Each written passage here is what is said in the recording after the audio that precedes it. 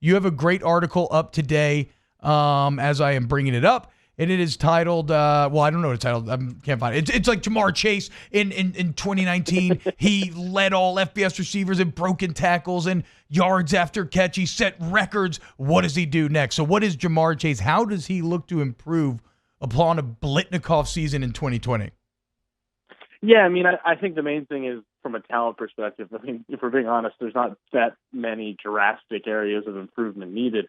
And I think the main way he's trying to improve is kind of be more, I mean, I guess the word his dad used was he wants to be more of like a technician, right? With how how he plays the game, a little more of an X's and O's expert and whatnot. He wants to get a little better at being able to read a defense before the play and make an adjustment or know what certain technique to use against a certain defensive back, things like that. I think those are the area he's still kind of trying to sharpen because, I mean, we know he's one of the best jump ball receivers in football. He's, according to those stats, he's the best after the catch receiver in college football. He's a good route runner. So, I mean, those main areas, I just don't see that much drastic room for improvement, especially after the defenses he faced last year. So it was just interesting to hear that part of it. But then you also have aspects of, he wants to improve his conditioning, things like that. He's doing a lot of kind of creative work to change his running form and all that with the guys at GLS in New Orleans. But yeah, I think the technical parts are probably the main area. Brody, so Jamar Chase, one area he maybe could improve in next year, or at least it seems like it might be a bit of a vacuum there. It's something that we discussed where it's like when you look at last year's leadership, LSU not only had incredible, the kind of like single leader, at the top, your alpha, that was Joe Burrow, your boss, but then you had your underbosses, and every position group seemed to have a guy. I feel like outside looking in, Jefferson was that guy for the wide receiver group. Do you think that, and when we talked to Ogeron about it, right, on Off the Bench the other day, it was kind of interesting. I asked about potential leaders, and he rightfully said that comes out in the process, and it will, but the names that he went on to mention are not necessarily the names you would think. It was Racey McMath on offense. It was Andre Anthony defensively. Do you think Jamar Chase looks to take a bigger leadership role? And then kind of outside of him, maybe the bigger question, does this LSU team, like how big is this leadership vacuum?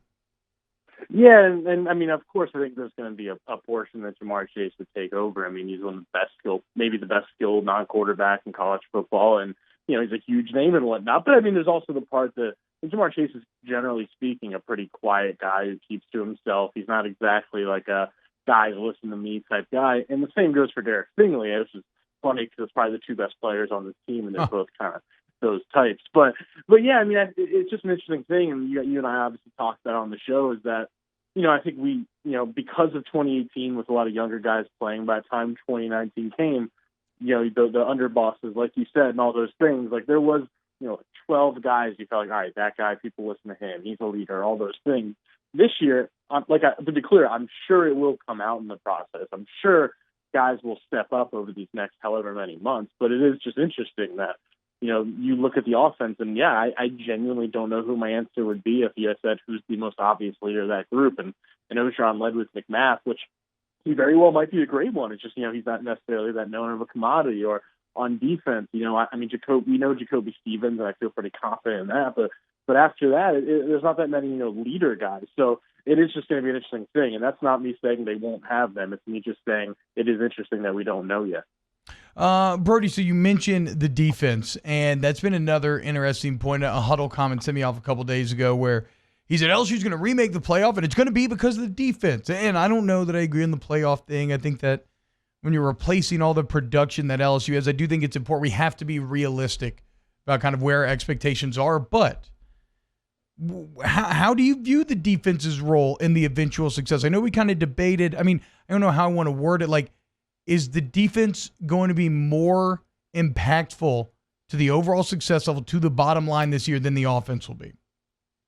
I mean, yeah. I mean, you and I kind of went back and forth on this, and my answer overall is yes. I do think the defense is going to be kind of more the catalyst this season. I mean, obviously, if you're doing a talking points about what's important, then yeah, Miles Brennan, and if he's really ready and all those, that's the most important. Of course, no one's denying that. But I do think, yeah, I think this offense has a lot of talent, but they also have a lot of flaws, or more question marks might be the better term.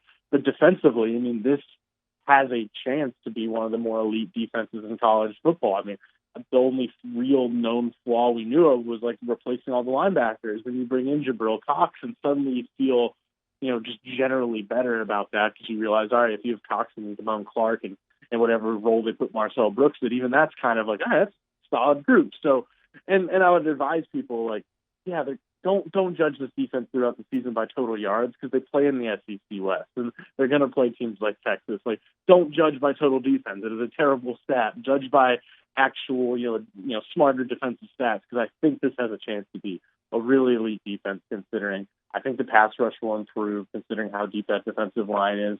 The corners and the safeties is obviously a strength. And I mean, I assume Jabril Cox is going to do a big thing. So, and then and granted, we don't know what Bo Pelini's defense will look like. We don't know how ready what Bo Pelini is going to look like as a coach after not being Power 5 for 7 years. But yeah, if you just look at the pieces involved, I think this should be a pretty elite defense. I mean, yeah, it's kind of crazy that you could lose multiple top 3 round NFL guys and you feel like the defense actually has the potential to be even better this year.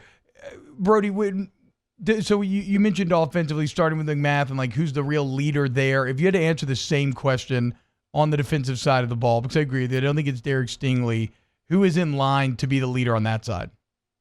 I mean, I think Jacoby Stevens is the obvious one. Just, he's, if we're putting the odds down, he's probably the guy who's going to get number 18 and all that. But if you ask me after that, I don't know, which is why it was interesting that Andre Anthony was one of the names Ogeron said. And you never know. I mean, maybe he really is one of the leaders. Maybe it's just, hey, he's a fifth-year senior and, he's a solid veteran and he's a good kid and all those things. But yeah, there aren't too many obvious ones. And I think Jabril Cox is that kind of person, but it's still like he's a new guy, so you can't really expect him to jump into that kind of role. I don't think Damone Clark is necessarily that type of guy. Like I said, Stingley's not really. I mean, Terry Vince is a vocal guy, but I don't know if that's like leaders necessarily his role. So Tyler Sheldon's one of the best players in the defense, but I mean, I don't know if I'm going to expect that and put that on him. So it's a long way of saying, I mean, I'm sure guys will be leaders. It's just not many guys from a personality standpoint besides Stevens are really those kind of guys. It'll be fascinating to follow. Yeah, and you're not saying this, but I just want to make sure for people listening, like not having cemented leaders at this point is it's obviously you wouldn't mind if you had it, but it's not like a death sentence, right? These things do come out in the process. It comes out during summer when you're running and you're pushing yourself to your limits. It comes out during camp when you're competing for playing time. You're trying to make sure that guys can stay focused for these long days and get down all the little details. So this is a process. And Brody, it draws a lot of similarities in some ways, not really schematically on the football field, but in terms of like just off it, like we're talking about leadership, team dynamics to 2018 LSU. And I want to ask you about that because like expectation level, what would be where do you think fans' heads should be at going into this fall? Is it like that 2018 season, 9-3 regular season, New Year's Six Bowl, push you to 10 wins? Is that what you kind of view out of this one? I actually really do. I think there's actually a ton of similarities in that sense, and it doesn't feel right to a lot of people to say that because hey, this team just won a championship. But in reality, if you really are just honest with yourself, I mean, the goal of 2018 was clear. 10 wins was the goal. Yep. And Ogeron never denied that. That was the goal. They didn't get it till the bowl game and all that, but there was no doubt going 10-2 was the goal. They didn't quite hit it. They went 9-3. That was still a top 10 team, and nobody was really denying like that was a successful season. Well, this year I think it's almost exactly the same. Where sure, the SEC title's the goal and championship's the goal, of course. It's a talented team, but I just think from a unbiased perspective, I think 10 wins is probably a realistic goal when you look at what you're replacing and the schedule you have and all those things. 10-2 means 10-2 means you beat 4 top 15 teams probably or something like that. That's a great year. It means you probably went 4-2 in those games or something like that. So I really do think that 10-2 would be a huge success. But if you go 9-3, just like 2018, I mean, that's still a very good season. I mean, you probably went 500 in those toss-up games. And I think it would be a little foolish to really get angry at 9-3 after all that loss. But so I think there are similarities. But of course, the scale just changes when you win a national championship, and I understand that. Yeah, and that's what they're going to be dealing with. Brody, Shea Dixon had an interesting piece that you mentioned on the pod where he kind of thought, look, LSU has done a good job on the recruiting trail during this pandemic, right? They've stacked really good commits. But it maybe is a bit frustrating that like they didn't get to have players on campus right post national championship, right? And they didn't get to have players on campus, so they still have the latest, greatest facilities. Do you have any like way of measuring or any thoughts on the impact of this quarantine to LSU recruiting? Yeah, and of course, and to be clear, I'm always going to defer to somebody like Shea Dixon, Yeah, an me too. expert at covering recruiting, and that's kind of why I recited, something he put up on the site the other day, which is what you said.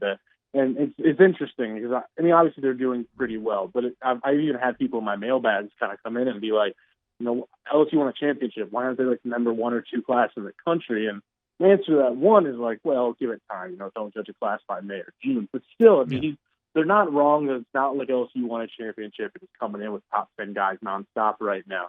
And it was interesting to have Shea Dixon kind of put out there that, hey, like, that spring is when you are going to cash in. That is when you are going to put all those chips in after winning a championship and really use that with recruits, because all these kids from Virginia, Ohio, and all over the place are coming on their visit, seeing LSU for the first time, and you're able to pull out that national championship. You're able to show all these things. You're able to show these brand new facilities that you just opened to this past summer. This is the first time most of them will be seeing all of that.